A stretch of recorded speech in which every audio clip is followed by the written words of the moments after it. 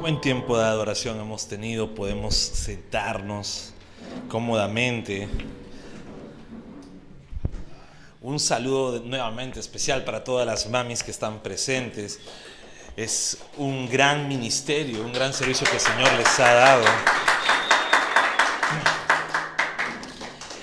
Y bueno, ya que estamos en el tema del quinto elemento, de la honra hacia los padres, ¿no? Estos 2 meses, pues vamos a hablar sobre el tema de la honra hacia nuestro prójimo más directo, que son nuestros padres. Hoy día vamos a hablar de las madres, ¿no? Y cuando hablamos de madre en la vida diaria, nos referimos a uno de los seres más preciados de cada persona, ¿no? Creo que todas las personas, de los seres más preciados que tenemos, son nuestras mamás, ¿verdad? Incluso cuando alguien se mete con nuestras mamás, solemos llegar hasta el punto del pleito. Podemos ser muy tranquilos, pero se meten con nuestras madres y sacamos al león que lleva adentro, ¿cierto? ¿Por qué? Porque las madres son de los seres más preciados que tenemos. Es se puede decir, la mujer que nos dio a luz, la mujer que nos vio nacer, ¿no? La persona con la que más apego hemos tenido, ¿no? En toda nuestra vida es nuestra mamá. Entonces, amamos a mamá, no lo podemos negar. Y la Biblia nos da muchos ejemplos de madres. Madres piadosas, madres virtuosas, ¿no?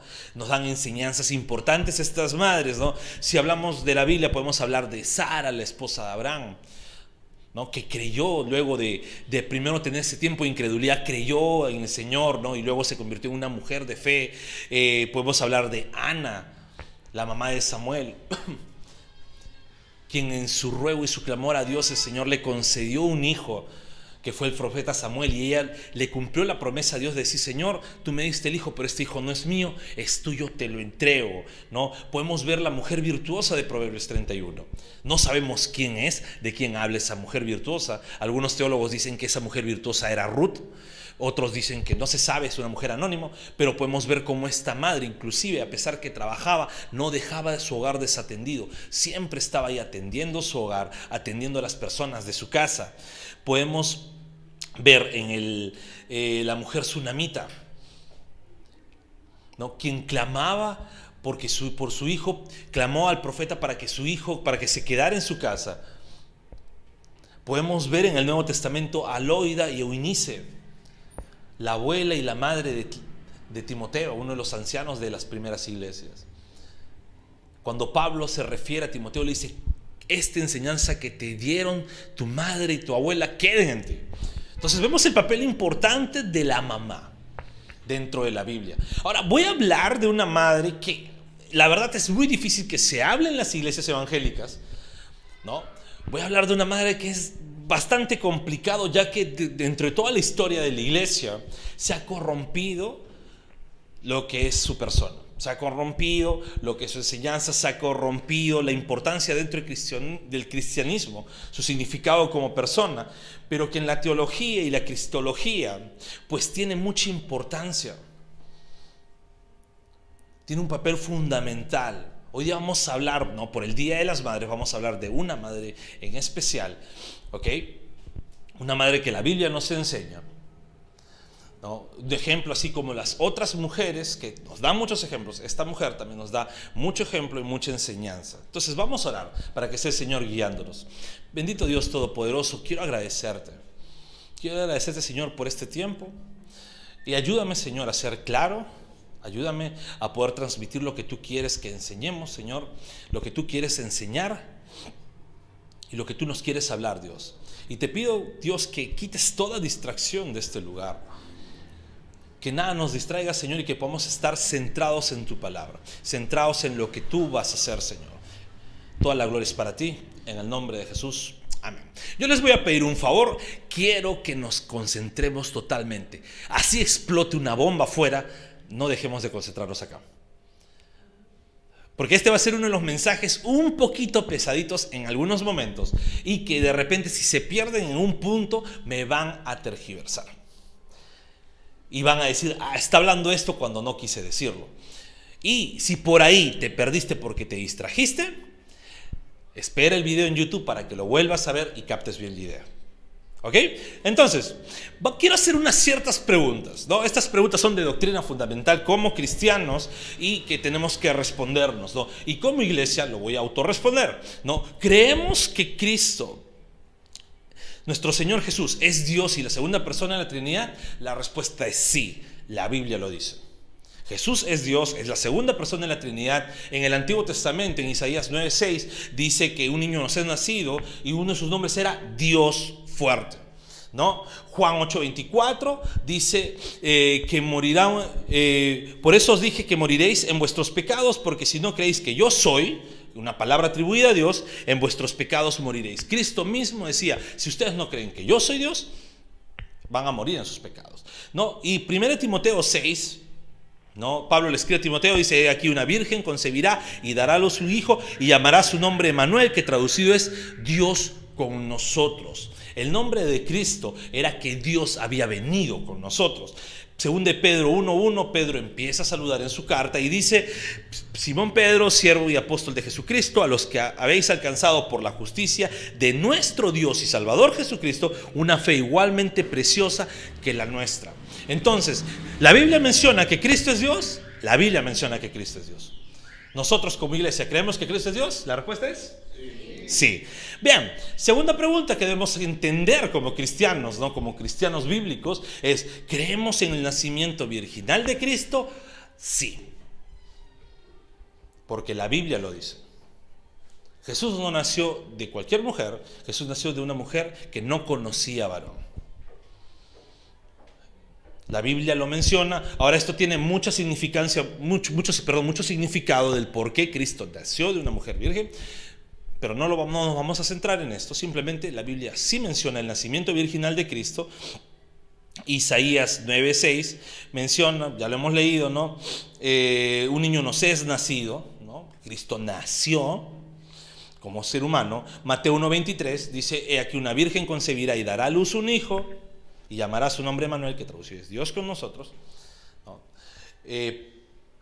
1 Timoteo 3:16 menciona lo mismo. Entonces, al entender esto, se nos debe hacer sencillo que el cumplimiento de la palabra fue fiel y firme. ¿Okay? Cuando en el Antiguo Testamento se profetizó que Cristo iba a nacer, de una virgen, que Cristo Jesús es Dios, o sea que Dios se iba a encarnar e iba a nacer como cualquiera de nosotros a través de una mujer, se cumplió la profecía, se cumplió lo que la Biblia estaba diciendo. Entonces, Jesús tuvo que nacer de una mujer. Y si nació de una mujer, a esa mujer, ¿cómo le llamaba? No, ¿cómo le llamaba Jesús a la mujer por la cual nació? Madre. No le decía extraña, nació de una mujer. Jesús le decía madre a María. Y Dios en su soberanía escogió que María fuese su madre, que fuese la madre de Cristo. Ahora, hay una doctrina histórica, y acá sí no te me distraigas, porque si no me captas acá, vas a pensar que estoy diciendo otra cosa. Hay una doctrina histórica que se conoce como el Theotokos. Y esta doctrina histórica, su significado es madre de Dios. Ahora, quiero aclarar tres cosas aquí. Y acá quiero aclarar. Creer la doctrina del Theotokos, o decir María, madre de Dios, no es de católicos romanos. Es entender cristología. Porque ya hemos dicho, ¿Cristo es Dios? Sí. ¿Cristo nació como persona, como cualquiera de nosotros? Sí. ¿Por qué? Porque en su soberanía Dios eligió que pasase eso. Porque en su soberanía Dios eligió. Ahora, Cristo era verdaderamente Dios, verdaderamente hombre. Cristo tenía esas dos naturalezas en una sola persona. Verdaderamente Dios, verdaderamente hombre. El niño que llevaba María en su vientre siempre fue Dios. Y aquí quiero que vayamos entendiendo. El niño que María tenía en su vientre, ¿no? Al niño que ella iba a decir hijo, porque incluso en la profecía del ángel dice, darás a luz un hijo, siempre fue Dios. Entonces es importante entender esto. Segundo punto, rechazar esta doctrina, decir simplemente porque no nos cuaja el término, porque se ha visto mal empleado, se ha visto mal usado este término de Madre de Dios, nos puede llevar a cometer una herejía terrible. Esta herejía se llama nestorianismo. ¿Qué significa? Separar las dos naturalezas de Cristo. Es decir, Cristo era humano, pero también era Dios, pero no se unían sus dos naturalezas. ¿Y esto qué nos lleva? Nos lleva a pensar incluso que en la cruz murió un simple hombre, porque Dios lo abandonó. O nos lleva a pensar, como Cristo era Dios, Él permitía que no hubiera sufrimiento, porque era Dios, Dios no puede sufrir. Entonces debemos tener mucho cuidado de separar las dos naturalezas de Cristo. Porque el nestorianismo incluso menciona, no, en el vientre estaba solamente el Cristo humano. Cuando nace recién entra el Espíritu de Dios ahí, o cuando fue bautizado. Y tenemos ciertos problemas, entonces no podemos entrar en esa herejía.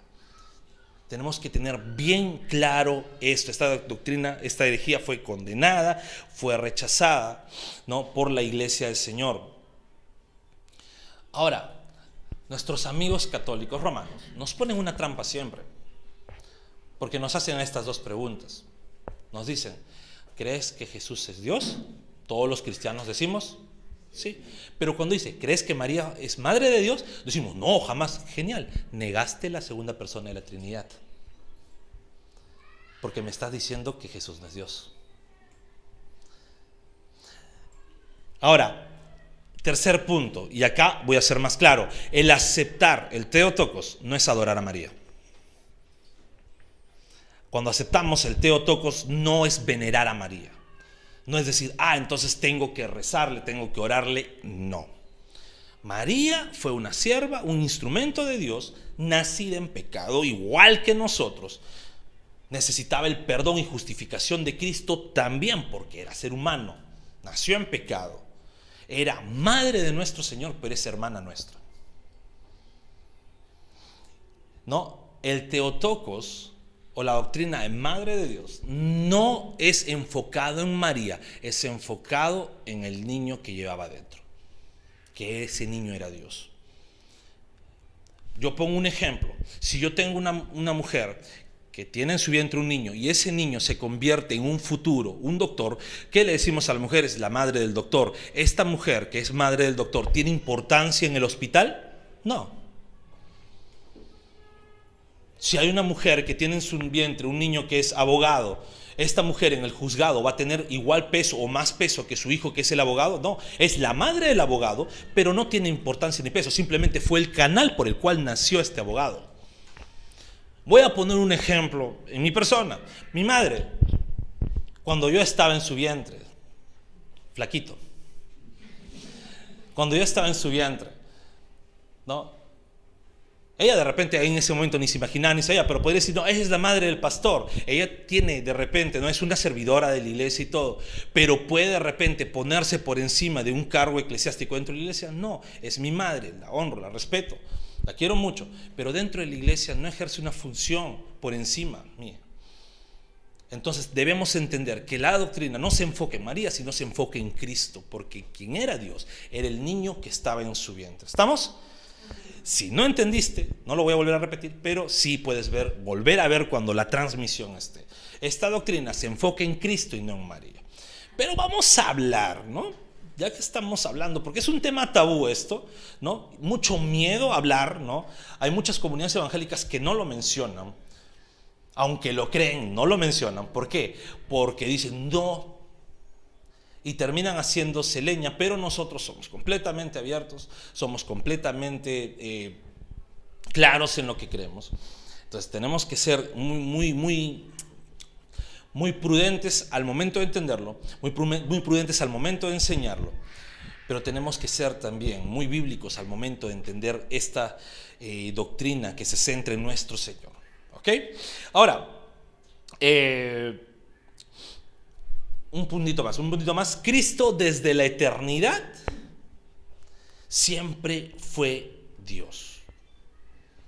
Desde la eternidad, antes que incluso el tiempo existiera, Cristo fue Dios, misma sustancia del Padre, creador, eterno. Fue hombre desde la encarnación. Fue hombre desde la encarnación en el vientre de su madre, pero no dejó de ser Dios. Y su lado humano tampoco era separado de su lado divino. Entonces, eso tenemos que tener bien claro. Entonces, ahora ya que más o menos quedó claro, vamos a pasar a nuestro mensaje. Lucas 1:26 al 38, hoy día vamos a leer bastante. Y para no perder mucho tiempo, lo vamos a ver en la pantalla. Pero apunta los textos. Lucas 1, del 26 al 38. Lo leo. Dice la palabra de Dios: al sexto mes, el ángel Gabriel fue enviado por Dios a una ciudad de Galilea, llamada Nazaret, a una virgen desposada con un varón que se llamaba José, de la casa de David, y el nombre de la virgen era María. Y entrando el ángel en donde ella estaba, dijo: salve muy favorecida, el Señor es contigo, bendita tú entre las mujeres. Mas ella, cuando le vio, se turbó por sus palabras, y pensaba: ¿qué salutación sería esa? Entonces el ángel le dijo: María, no temas, porque has hallado gracia delante de Dios, y ahora concebirás en tu vientre y darás a luz un hijo, y llamarás su nombre Jesús. Este será grande y será llamado Hijo del Altísimo, y el Señor Dios le dará el trono de David su padre, y reinará sobre la casa de Jacob para siempre, y su reino no tendrá fin. Entonces María dijo al ángel: ¿cómo será esto? Pues no conozco varón. Respondiendo el ángel le dijo: el Espíritu Santo vendrá sobre ti, y el poder del Altísimo te cubrirá con su sombra, por lo cual también el santo ser que nacerá será llamado Hijo de Dios. Y he aquí, tu pariente Elizabeth también ha concebido hijo en su vejez, y este es el sexto mes para ella, la que llamaban estéril, porque no hay imposible para Dios. Entonces María dijo: he aquí la sierva del Señor, hágase conmigo conforme a su palabra. Y el ángel se fue de su presencia. Acá quiero ver esto. Uno de los anuncios más bellos de una mujer casada, ¿qué cosa es? Vas a ser mamá. Cuando una mujer es casada y está ahí y queda embarazada, wow, se alegra, se regocija y dice: qué bien, voy a tener un hijito, ¿no? ¿Cómo será? Empieza a imaginar, empieza a alucinar, empieza a decir: ¿se parecerá a mí o se parecerá a su papá? Fácil al papá, ¿no? Porque las mujeres saben eso, ¿no? Pueden ustedes tener 9 meses al hijo en su vientre, ¿no? Van a sufrir 9 meses, vómitos, mareos y todo, y la misma cara del padre. Sí, bueno, esa es la gracia que el Señor pone en los varones. Ustedes se reclaman al Señor, ¿ok?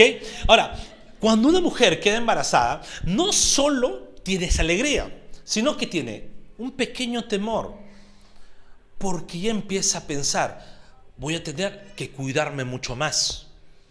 Ahora, ¿dónde va a dormir? ¿Cuál va a ser su ropita? ¿Nacerá sanito? Ahora tengo que hacerme chequeos porque, hace un tiempo sentí un dolor. Entonces empiezan los pequeños temores. Los temores son comunes en las mujeres embarazadas, ¿no? Y las que son madres van a entenderlo, van a decirme: sí. Los temores son comunes cuando están encinta. Ahora, cuando el ángel le anuncia a María, yo imagino, tendría los mismos temores. Sin embargo, habían unos miedos extras. ¿Por qué? Porque María no se había casado.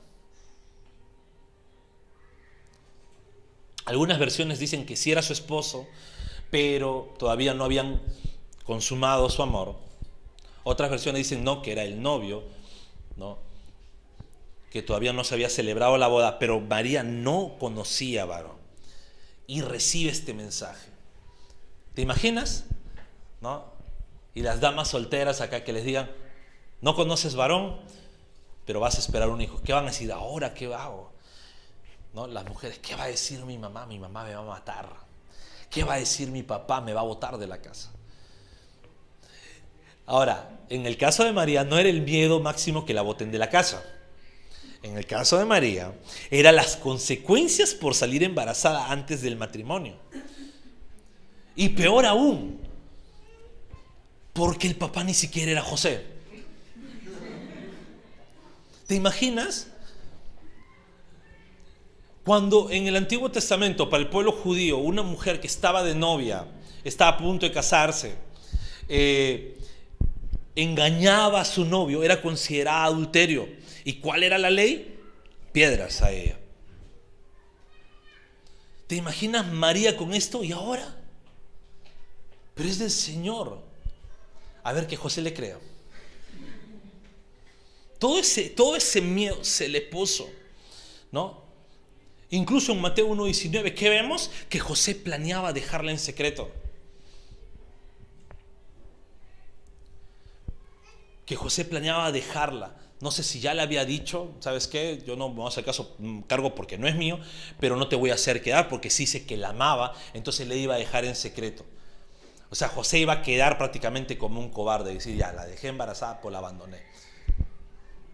Pero él no se quería hacer cargo hasta que el ángel le anunció, le dijo, tú lo vas a cuidar como un papá. Entonces eran los miedos de María. Ahora, no solamente eso, ya yo quiero preguntarle a todas las mujeres, sobre todo a las que son mamás y han experimentado tener un hijo en el vientre. Imagínense que el hijo del vientre que tienen no solamente es un hijo normal, sino, oye, ¿sabes qué? El que tienes en el vientre es Dios. ¿Te imaginas el temor de María decir, ¿y ahora qué como? ¿Y ahora caminaré bastante? ¿No caminaré bastante? Porque en ese tiempo no había Uber, InDrive. En ese tiempo no habían bicicletas, ¿no? Motos eléctricas. No, ahora ves en las motos eléctricas un montón de chicas, ¿no? No había nada. En ese tiempo, si querías visitar a la tía que vivía unos kilómetros, caminabas. Pero estoy embarazada, no importa, con la panza puedes caminar. Entonces, era el miedo constante. Y fue a visitar a su prima, porque el ángel le dijo, tu prima, sí, la que ya es mayor, la que no podía tener hijos y ya muy mayor tuvo sus hijos, ya quedó embarazada, está en su 6º mes. María fue. Y cuando María va, no solamente Elizabeth, sino el bebé que llevaba adentro su prima Elizabeth, que era Juan el Bautista, reconocen quién era el que estaba en el vientre de María. Y le dice incluso, ¿no? ¿Quién soy yo para que venga la madre de mi Señor? ¿Por qué? Porque reconocía en el vientre de María estaba Dios, estaba Cristo Dios, el Hijo de Dios, la segunda persona de la Trinidad. Ahora, quiero esto hacerlo práctico, ¿ok? Hay 3 enseñanzas aquí, 3 puntos claves en la gestación de María, que es una enseñanza para la iglesia y ahora, por ser su día, para todas las madres. Un primer punto es obediencia en medio del temor. Porque de repente por ahí alguno me empieza a decir, pero yo no soy mamá, no soy mujer, entonces este mensaje no es para mí. No, también es para ti. ¿No?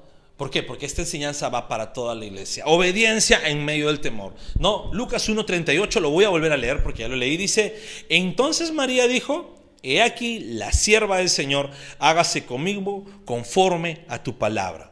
Y el ángel se fue de su presencia. María primero estaba con miedo, incluso el ángel le dijo, no se turbe tu corazón. Porque imagínate, estás en medio, estás tranquila, normal. Algunos dicen que María tendría aproximadamente entre 13, otros dicen 15 años. Sí, en ese tiempo, a los 15 años se te pasaba el tren. Así que si ahorita tienes más de 15 y no estás casada, para esos tiempos bíblicos ya no había solución. Todavía ahorita sí hay solución. Pero María, algunos dicen tenía entre 13 y 15 años. ¿Te imaginas en esa edad de adolescencia que venga el ángel? Primero, que se te aparezca un ángel. ¿No? Que se te aparezca un ángel. Segundo, que te empiece a decir palabras que tú no entiendes. Porque un ángel que te diga, oye, ¿sabes qué? Eres muy favorecida, eres bendita. Entre todas las mujeres tú vas a tener una bendición. Y María dijo, ¿de qué se trata esto? ¿Qué broma es esta? ¿Dónde están las cámaras?, le decía María. Pero luego del miedo, ¿qué hizo? Luego el temor, María dijo, he aquí, ¿quién? La bendita, la favorecida. No, he aquí la sierva del Señor, voy a obedecer, que se haga la voluntad del Señor. Y esto nos enseña a nosotros, en medio del temor, lo que tenemos que aprender a hacer es obedecer a Dios. En medio del temor, en medio de la duda, en medio de la desesperación, es obedecer a Dios. Y eso es lo que menos a veces como personas, como cristianos queremos hacer. Porque empieza el temor en nuestras vidas, ¿y qué es lo que hacemos? Señor, ¿ves? Te obedezco más y más cosas me salen mal.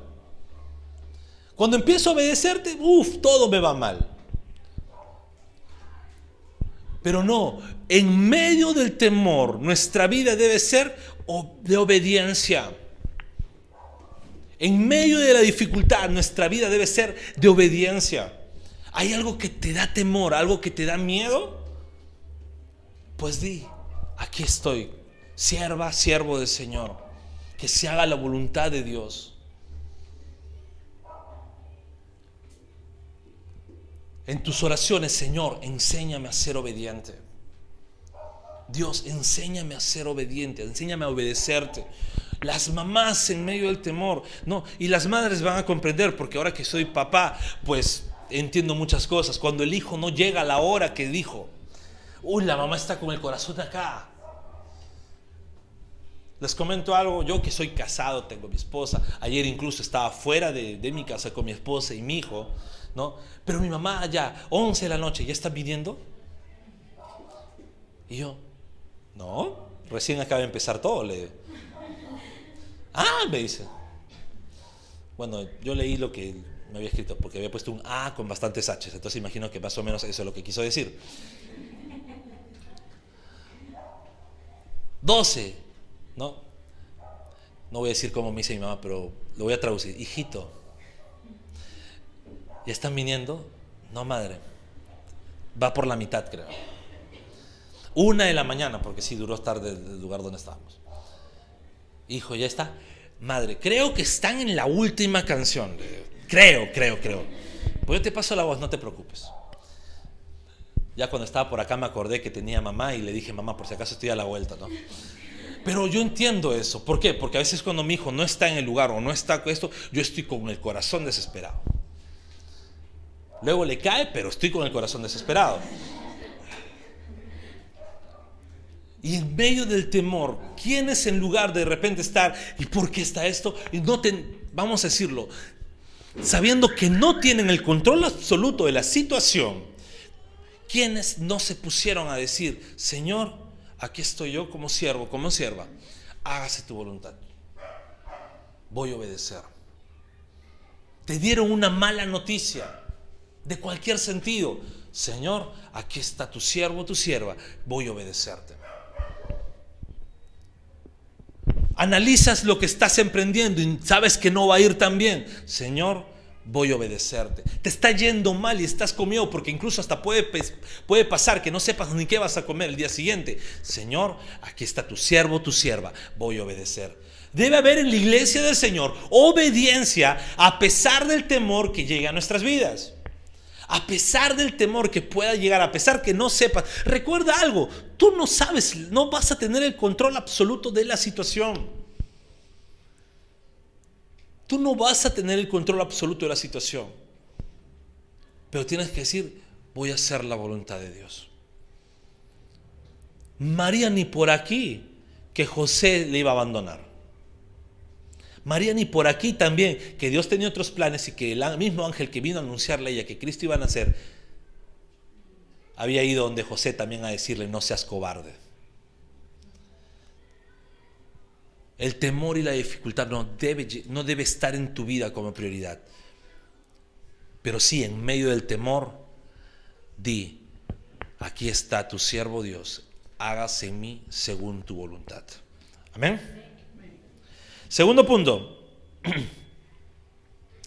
regocijo y plenitud de gozo en el Señor. La iglesia debe tener ese regocijo y plenitud de gozo en el Señor. No debe haber nada que te alegre más que tener a Cristo en tu vida. Si tienes a Cristo en tu vida, debe ser lo mejor que te debió pasar. Así te ganas la lotería saliendo de la iglesia. Eso no se puede comparar a la alegría de decir soy un hijo de Dios. Porque algunos dicen, no, sí, yo soy hijo de Dios, sí. Pero ¿qué te haría más feliz en esta vida? Uy, ganarme la tinca. Apostar ahí de fútbol en esas cosas y ganar ahí con un sol, ganar 1000, eso me hace feliz. ¿No? Que me llegue la bendición, mi casa, mi carro, mi terreno. Y eso es lo que pensamos. Y a veces encontramos plenitud de gozo en otra cosa que no sea Cristo. Y esta enseñanza en la gestación de María nos deja, porque ahí en Lucas 1:47 menciona, y mi espíritu se regocija en Dios mi Salvador. Hay algo muy importante. De todas las cosas que Dios hace en nuestras vidas, de todo lo que Dios puede lograr en nuestras vidas, Dios nos puede. Es nuestro sanador, Dios es nuestro proveedor, Dios es nuestra ancla. ¿Cuál fue lo principal que escogió María al referirse a Dios? Mi Salvador. De lo principal, de lo primordial que debes regocijarte en Dios es que te salvó. Uy, pero me sanó de una enfermedad, qué bueno. Pero te pudiste sanar por otro lado y seguir yéndote camino al infierno. Uy, pero el Señor prosperó mi billetera, antes no tenía y ahí mágicamente apareció. Sí, trabajando pudiste también lograrlo. Pero si Dios no fuese tu Salvador, seguías en camino, cantando AC/DC. Los que entendieron, entendieron. El mayor regocijo que podemos tener en nuestras vidas es tener a Cristo como nuestro Salvador. Y dato interesante, aquí María reconoce que necesitaba un Salvador.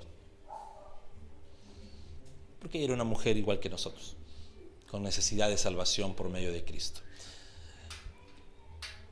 Y aquí su regocijo estaba ¿en quién? En Dios su Salvador. Y nosotros debemos regocijarnos en Cristo nuestro Salvador. Lo mejor que podemos tener en nuestras vidas es tener a Cristo en nuestros corazones. Si eso no te hace feliz, si eso no te hace completo, pues reevalúa tu condición con Dios. Si es que no tienes plenitud de gozo en Cristo, reevalúa tu condición con el Señor. Pero el mayor gozo que debes tener en tu vida es Cristo Jesús en tu corazón. Ese es el mayor gozo que debes tener. Y un tercer punto que nos deja este capítulo es humillarse para exaltar a Dios. Ayer hablaba con nuestro querido líder y amigo David Trinidad, y hablaba de una frase que había encontrado en el Facebook, una frase de un teólogo reformado, John Knox, y quiero que la escuchen. Él decía, ¿no? Oh mundo miserable, ingrato y malo, ¿cuál será tu condenación cuando aquel que con tanta ternura te ha incitado a obedecer su verdad regrese en su gloria para castigar tu menosprecio? Y justo cuando estamos conversando, digo, algo que me encanta de la doctrina reformada es que vamos a buscar humillarnos lo máximo que podamos para que Dios sea exaltado. Y debemos buscar eso. ¿Por qué? Porque es lo más difícil para nosotros. Lo más sencillo para nosotros es decir, oye, ¿sabes qué? Yo soy un hijo de Dios. Lo somos, qué genial. ¿Nos sentimos orgullosos de ellos? Sí, porque el Señor fue fiel y bueno con nosotros. Pero luego empezamos a ver cosas que no deberíamos estar viendo. O empezamos a pensar cosas que no deberíamos estar pensando. Decir, es que, bueno, tal vez tengo algo especial en mi vida. Vemos a alguien y decimos, tú tienes algo especial, por eso el Señor te eligió para que estés ahí. Y pues debemos entender algo. Como cristianos, nuestra humanidad debe ser humillada para que Dios sea enaltecido. El Señor no comparte su gloria con nadie. El Señor no comparte su gloria con nadie. No intentes subirte al podio a tomarte la foto.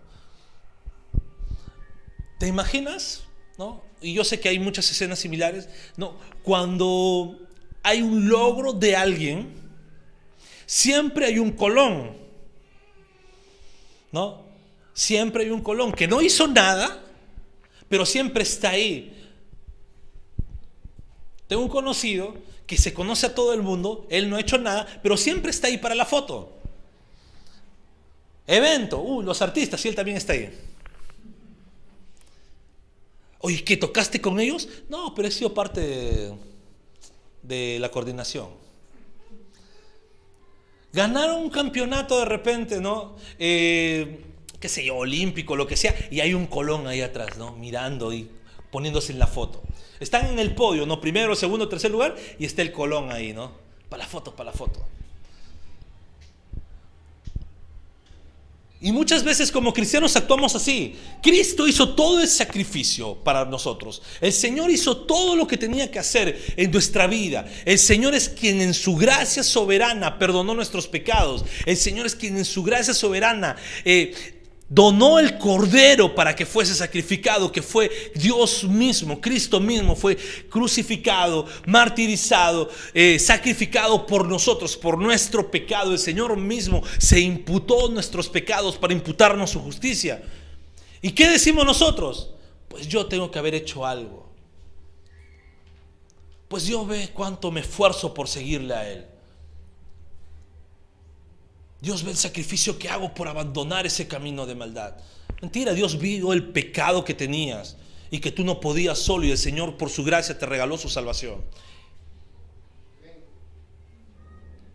Y nosotros queremos subirnos al podio y decir, bueno, por ahí también yo hice algo, ¿no? O por ahí el Señor siempre va a ver, ¿no?, que yo trato de no hacer cosas como lo hacen los inconversos. Pues qué bueno que perseveremos, eso es genial, porque eso es consecuencia que Dios nos salvó. Que estemos perseverando, que estemos queriendo dejar cosas que antes hacíamos en el mundo, que estemos queriendo dejar prácticas que antes cometíamos, pecados que antes teníamos. Qué bueno, esa es pista que hemos sido regenerados por Dios, pista que el Señor ha transformado nuestras vidas, pista que Cristo Jesús murió por nosotros. Pero el que lo hagas no te hace más aceptado por Dios, porque Dios ya te había aceptado. El que lo hagas significa que el Señor de verdad ha obrado en ti. Y en lugar de estar pensando, yo estoy haciendo esto, por eso el Señor ve mi esto. No, gracias Señor, porque en mi pecado tú moriste por mí y permitiste que esta área de mi vida haya cambiado. Si antes mentías y ahora evitas mentir, no es, mira cómo me esfuerzo para no mentir, para agradar a Dios. No, gracias Señor, porque por tu muerte en la cruz, ahora yo puedo decir, no voy a mentir. Si antes eras alcohólico o cualquier pecado, puedes decir cualquier pecado que podrías tener, y ahora evitas hacerlo, no es porque, lo estoy haciendo porque así me hago más agradable ante Dios. No, Dios ya te hizo agradable para Él. Dios ya murió por ti. Dios ya te transformó, ya eres agradable para Él. Y en ese sacrificio el Señor permite que tú perseveres. Pero es Dios actuando. Y tenemos que aprender a humillarnos para exaltar a Dios. Ese debe ser parte de nuestra vida cristiana. Lucas 1:48 al 55 dice: porque ha mirado Dios la bajeza de su sierva. Pues he aquí, desde ahora me dirán bienaventurada todas las generaciones, porque me ha hecho, ¿quién? Yo no, me ha hecho Dios grandes cosas.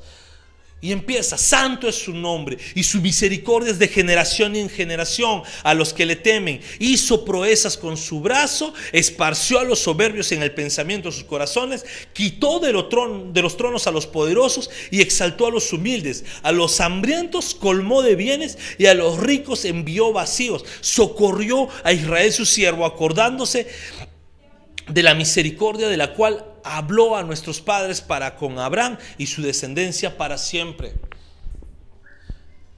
María empezó, no dijo: ahora soy la bienaventurada, pues ahora el Señor, mira lo que ha hecho, mira lo que ha visto el Señor en mí. No, dijo: ha visto mi bajeza. ¿Cuántos estaríamos dispuestos a decir: ¿qué miró el Señor en mí? Mi bajeza. Vio que yo no podía más. Dios vio que yo ya no podía. Yo iba a ser el mismo pecador de siempre si es que Él no llegaba. ¿Quiénes pueden decir: el Señor lo que vio en mí fue pecado y nada más? Y por su gracia y misericordia llegó a mi vida.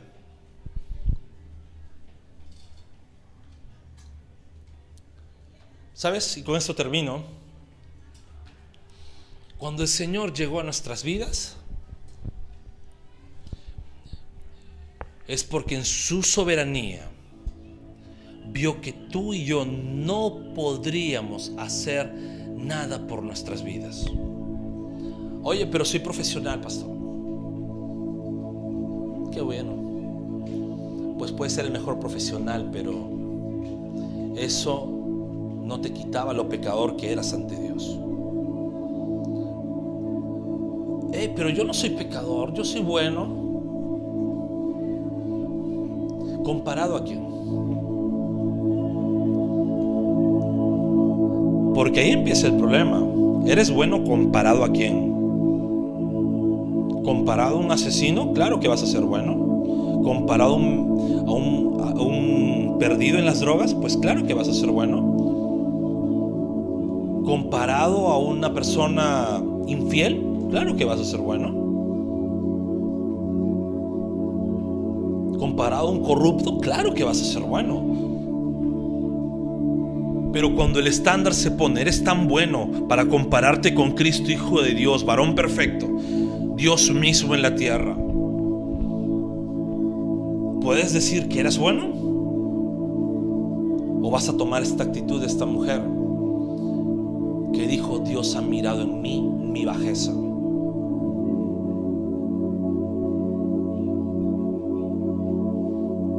Debemos aprender a humillarnos para exaltar a Dios.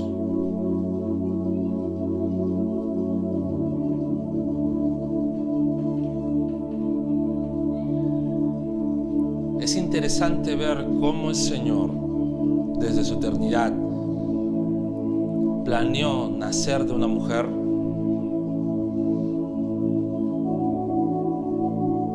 Y sabes,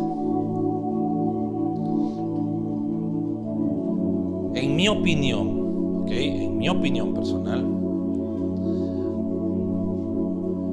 una de las cosas que tal vez el Señor planificó en su soberanía nacer a través de una mujer es para que ni uno de nosotros podamos decir: Señor, tú no sabes lo que es ser persona.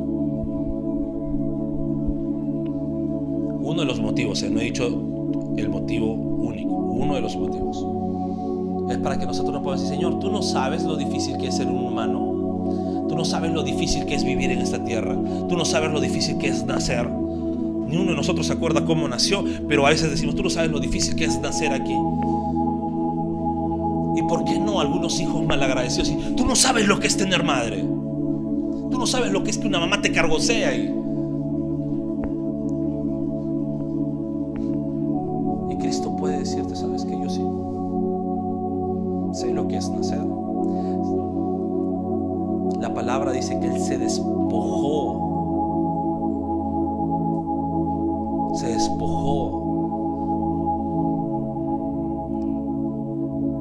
de su deidad para venir aquí.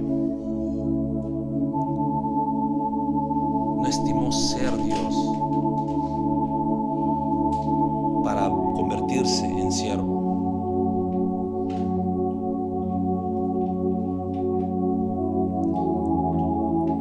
La importancia de entender que Cristo nació en nuestras vidas es vital.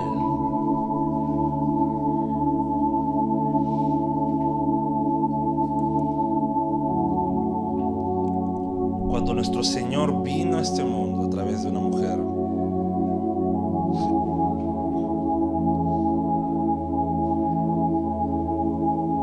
nos debe hacer entender algo. Primero, una importancia de honra, en este caso a nuestras madres. Vemos a Cristo.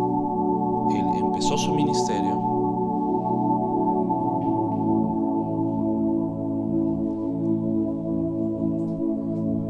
no fue nepotista al decir, ¿sabes qué? Mi mamá y es... No. En su ministerio, dentro de su ministerio, el Señor ya no vio a María como su mamá, sino la vio como una mujer más que necesitaba de salvación. Cuando fueron a buscarlo y dijeron, Señor, tu madre y tus hermanos vinieron a verte, Él dice, no, mi madre y mis hermanos son los que hacen la voluntad de mi Padre.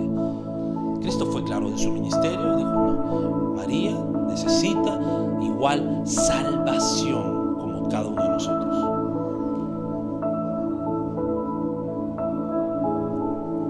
Pero en la cruz,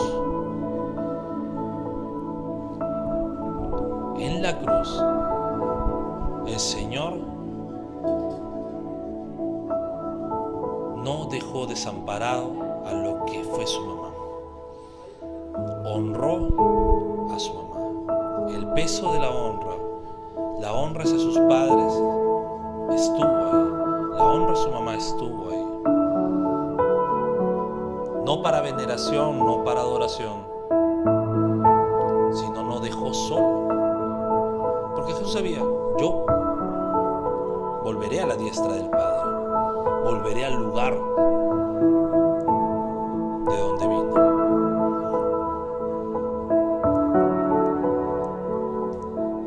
Y nosotros debemos entender eso. Nuestro Señor nos enseña primero que Él murió por nosotros. Él nació para ser igual a nosotros, para sufrir lo que nosotros debimos sufrir, para ser ese cordero inmolado.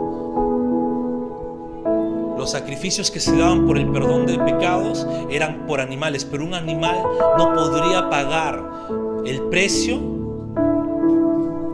por nuestros pecados. Ahora, tu vida misma no podría pagar el precio de tus pecados. Porque si no, Dios mismo hubiera dicho, ¿sabes qué? Entonces que muera cada uno y ya muriendo en la vida tendrán vida eterna. Y eso hubiera sido el precio, pero el Señor dijo no, porque tampoco podrían haber pagado. El precio era muy grande. Entonces Cristo dijo, yo iré. Desde la eternidad, siendo Dios, dijo, yo iré. ¿Y cómo pudo padecer nuestro Señor el sacrificio? Viniendo en forma de humano, naciendo a través de una mujer.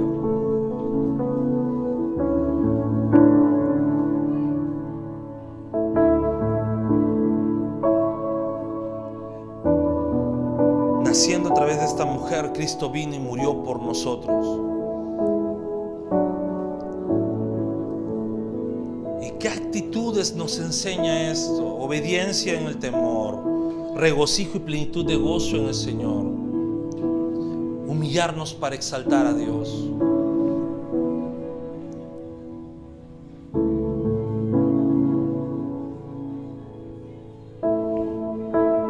Yo quiero llevarnos a esto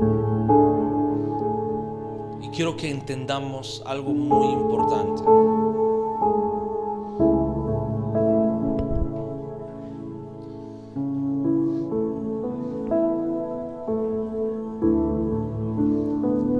Jesús en su misericordia y gracia nació para perdonarnos. En su misericordia y gracia vino a este mundo para perdonarnos. Cuando entendemos esto, nuestro corazón es transformado. Y siempre van a haber dos reacciones cuando entendemos esto.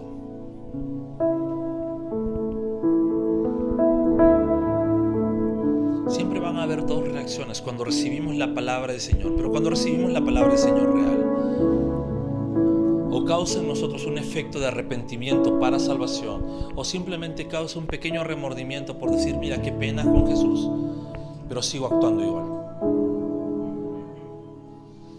Causa en nosotros diciendo, ¿sabes qué? Sí, yo no podría compararme a Cristo.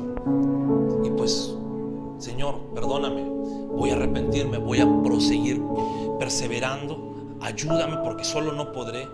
Y te empiezas a aferrar a la mano de Dios, empiezas a perseverar y tal vez en ese camino caes, pero dices, Señor, no me voy a quedar caído, no me voy a quedar en el suelo, voy a seguir perseverando, y vuelves a caer y te sigues parando y empiezas a perseverar. Empieza tu vida cristiana, porque de eso se trata la vida cristiana, no de una vida perfecta, un camino recto y diagonal, sino una vida que tiene muchos altos, muchos bajos. Caes, te levantas, fallas, te arrepientes y sigues perseverando porque el Señor sigue contigo. O simplemente escuchas el mensaje de salvación y dices, bueno, sí, entendí, Dios me ama, Cristo murió por nosotros, pero entonces sigo con mi vida como si nada.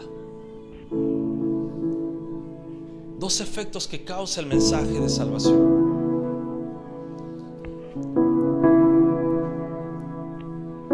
Y en estos dos efectos, pues cuando se predica el Evangelio, es salvación para el que cree, dice la palabra, pero también termina a ser condenatorio para el que no cree.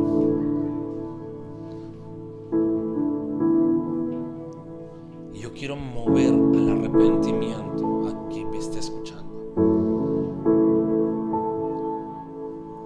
No te voy a prometer una vida fácil. No te voy a prometer una vida sin problemas. Te diré, habrán problemas, habrán dificultades en la vida cristiana.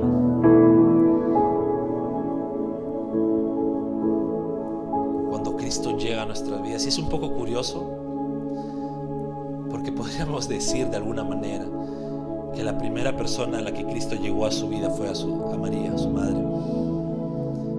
Y empezaron los problemas. Pero esta mujer, ¿qué dijo? Aceptó obediencia en medio del temor, se regocijó en medio de las pruebas y se humilló para exaltar a Dios. Y cuando Cristo llega a nuestras vidas, pues sí, empiezan los problemas, empiezan las dificultades, pero obedezcamos al Señor en medio del temor, regocijémonos plenamente en Él y humillémonos para exaltar completamente y únicamente a Dios. Oremos.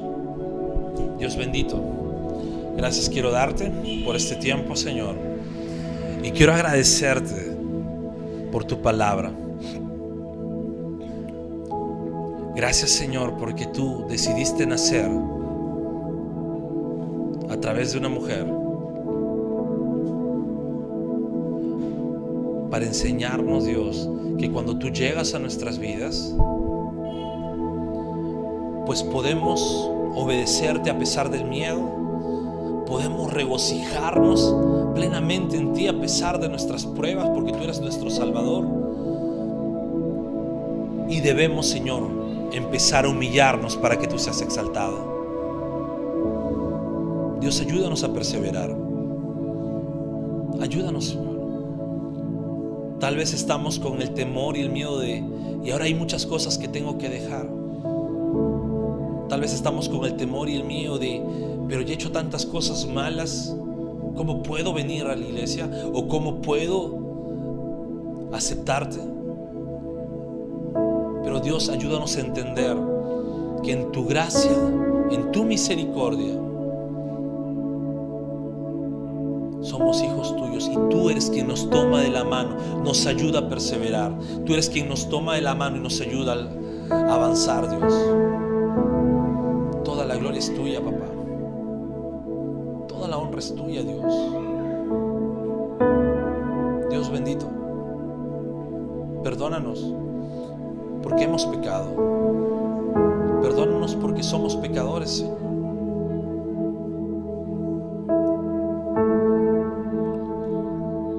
Pero ayúdanos a no revolcarnos en nuestro pecado. Ayúdanos a no ver el pecado de nuestro hermano, de nuestra hermana, y hacernos sentir mejor a nosotros porque tal vez no pecamos como ellos, sino ayúdanos a tener el mismo amor y pasión y perdón, como si nosotros mismos cometiésemos esos errores. Y ayúdanos, Señor, a perseverar, y no solitariamente, sino juntos como iglesia. Gracias, Señor, porque tú eres nuestro Salvador, tú eres el mediador entre Dios y los hombres, nuestro Señor Jesucristo. Gracias, Señor, por este tiempo de palabra, este tiempo que clamamos a ti. Toda la gloria es tuya, Señor. Toda la honra es tuya.